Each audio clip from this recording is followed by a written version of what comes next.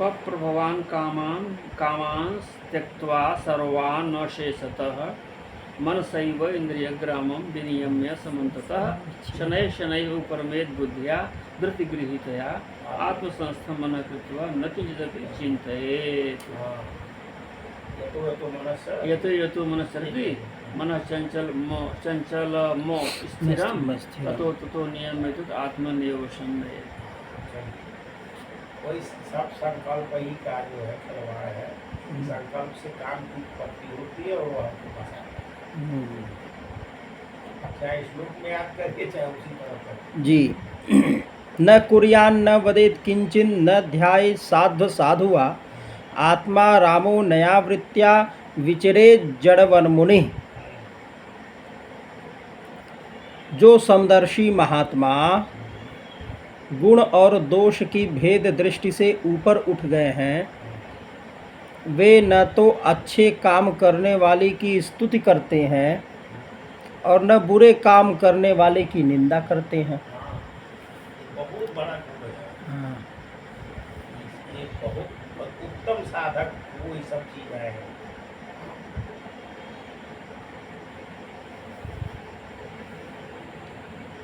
तब सिखाई कैसे?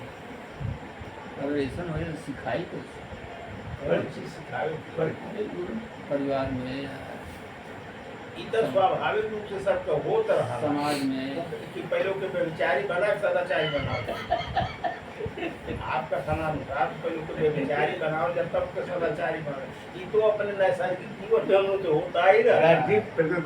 वास्तविक प्रवृत्ति में जितना रमे हुए हैं उतना वैदिक प्रवृत्ति में रमेंगे का। जितना कुर्बाती बात पर क्यों सीख की है, कहाँ प्रैक्टिकल की है। तब घर वाले छोटा लड़का झूठ बोलो और देखिए जो हमारे आचरण में है उसके लिए सिखाएंगे और वो दुष्ट बनेंगे तब उसके साथ बनेंगे। अरे ये तो हम कहाँ गए लले मन पड़े दुष्टता तो करते तो तुम महाराज 1000 कान माने इसके लिए गुण सुनने रावणों की बेहतरा कान रहो। हम लोग 1000 कान क्यों मांगते हैं? गुण दोष सुनने के इंकरेज ही कर रहे हैं। हम लोग वही कमुआ करते हैं क्या करने की दूसरे का गुण दोष सुनने उसके घर क्या आ रहा है उसके दोस्त को क्या कर रहा है। आओ 1000 कान मैं भाई हम 1000 कान दीजिए आपका क्या कह रहे हैं? वो क्या करता है? समझता है। हाँ, कह रहे हैं जो समदर्शी महात्मा गुण और दोष की भेद दृष्टि से ऊपर उठ गए हैं, वे न तो अच्छे काम करने वाले की स्तुति करते हैं और न बुरे काम करने वाले की निंदा ही। पहले कहा जा चुका गुण दोष दोषो ये हमको फंसाने वाली चीजें है। परुष वचन अति दुसह श्रवण यही पावक न दहोंगो। उसके बाद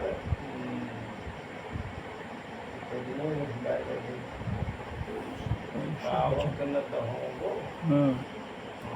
ये मान छोड़ करके पर गुण नहीं दोष कहो।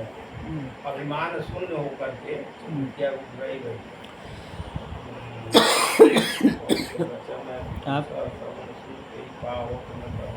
विगत मान सम शीतल मन। विगत मान सम शीतल मन पर गुण नहीं दोष कहूँगो। जी। बुरी आदमी से चले मुँह पे चर्चा करे और दोषी आदमी से ऊपर दोष की चर्चा करे उससे फंसता है आदमी। अब कहीं फंसेगा तो सांसारिक चीज है पतन कराई परमार्थ से च्युत तुरंत ही कर देगा। हमको जहाँ जाना है वहाँ से च्युत कर देगा और भ्रष्ट कर देगा। हमारा गंतव्य च्युत नहीं है। अगर ट्रेन खड़ी रहे सिग्नल हो गए बाहरी और सीटी देती आके पर तब सुरतिया खिया दत जा।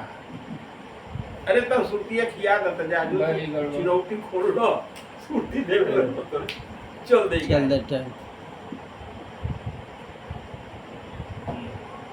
अच्छा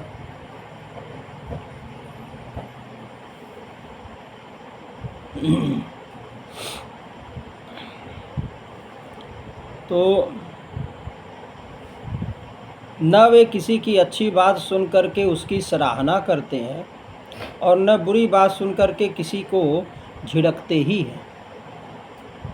जीवन मुक्त पुरुष न तो कुछ भला या बुरा काम करते हैं और न कुछ भला या बुरा कहते हैं और न सोचते ही हैं। सुनते सोचते हाँ, करते नहीं है। वे व्यवहार में अपनी समान वृत्ति रखकर आत्मानंद में ही मग्न रहते हैं और जड़ के समान मानो कोई मूर्ख हो, इस प्रकार वे विचरण करते रहते हैं। विचरित महीतले। तब पहचानना मुश्किल हो। कुछ नहीं मुश्किल होगा तो हम चाहब तो मुश्किल नहीं है कि मैं अपन के शास्त्री जी से तरह दिन पहचान भाई ट्रेन में कापी लेकर जा अब वही तरह जब जरूरत रही तो कहीं कहीं जब हमारे मन में होगा तो संकल्प होता है कुछ हमारा बड़ी वैसा रास्ता हमको दिखेगा। हाँ सब संकल्प अच्छा होगा तो अच्छा मिलेगा, पूरा होगा तो संकल्प होगा कि सच्ची चीज देना मन में जो भी हमको मिल रहा है हमारे संकल्प के स्वरूप से ही मिल रहा है।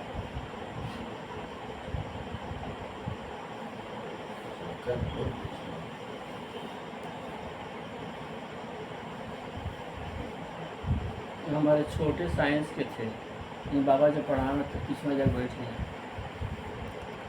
तो थे भाई लिख लिया है। अच्छा साइंस पढ़ते थे सब, तो कसम खाली रहते आपको किस में बैठ गया। क्या है कि बड़ा अच्छा लगता, बड़ा अच्छा लगता था। आनंद मिलेगा उछलते दिल करके पूरा धीरे धीरे धीरे अच्छा छोटे भाई जब प्रयास पढ़े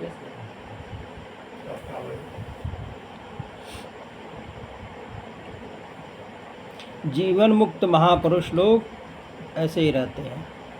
प्यारे उद्धव जी, जो पुरुष वेदों का तो पारगामी विद्वान हो परंतु परब्रह्म के ज्ञान से शून्य हो, उसके परिश्रम का कोई फल नहीं है। वह तो वैसे ही है जैसे बिना दूध की गाय पालने वाला।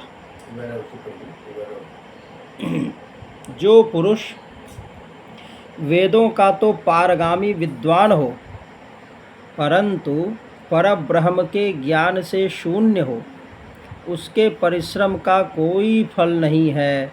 वह तो वैसे ही है जैसे बिना दूध की गाय पालने वाला। गाय दूसरा है आपकी आवाज जाता नहीं। काय दूध के चावे ना मोटवा मैं दूध की जो भैंसिया है आऊ वो तो दहाड़ चले ले नहीं को बहुत हिम्मती का बेचारा है तो अच्छा हुआ है। अरे भारी पहलवान तो बच गया आए कामधेनु है, कामधेनु तो नहीं देती होगी है ये पूरा देर नहीं है। हाँ ठाकुर जी डेली खाते हैं, अरे ना हवाए करते हैं। काम भर के दे देती है, काम दे नहीं देती है जितना जी की दूध की जरूरत है तो दूध न देने वाली गाय व्यभिचारिणी स्त्री, क्योंकि वेद पढ़ना कठिन है, ब्रह्म ज्ञान आसान है। कह दी हाँ दूध न देने वाली गाँव बेचारी दूध न देने वाली गाय व्यभिचारिणी स्त्री, हाँ पराधीन शरीर, हाँ दुष्ट पुत्र, हाँ सतपात्र के प्राप्त होने पर भी दान न किया हुआ धन हाँ और मेरे गुणों से रहित वाणी व्यर्थ है। हाँ एक सही बिल्कुल। हाँ गाम दुग्ध दोहाम सतीम च भार्यां देहं पराधीनमसत् प्रजां च वित्तं त्वतीर्थी कृतमंगवाचम हीनां मया रक्षति दुःख दुःखी यस्यां न मे पावनमंग कर्म स्थितुद्भव प्राण निरोधमस्य लीलावतारेप्सित जन्मवास्याद् वन्ध्यां गिरं तां बिभ्रयान्न धीरः।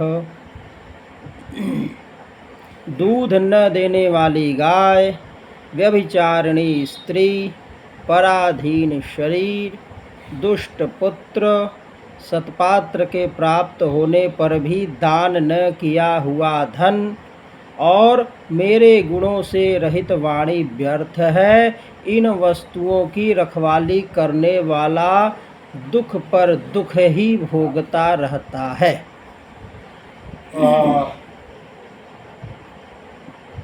इसलिए हे उद्धव जी, जिस वाणी में जगत की उत्पत्ति, स्थिति और प्रलय रूप मेरी लोक पावन लीला का वर्णन न हो और लीला अवतारों में भी मेरे लोकप्रिय रामकृष्णादि अवतारों का जिसमें यशोगान न हो, वह वाणी वंध्या है। बुद्धिमान पुरुष को चाहिए कि ऐसी वाणी का उच्चारण एवं श्रवण न करे।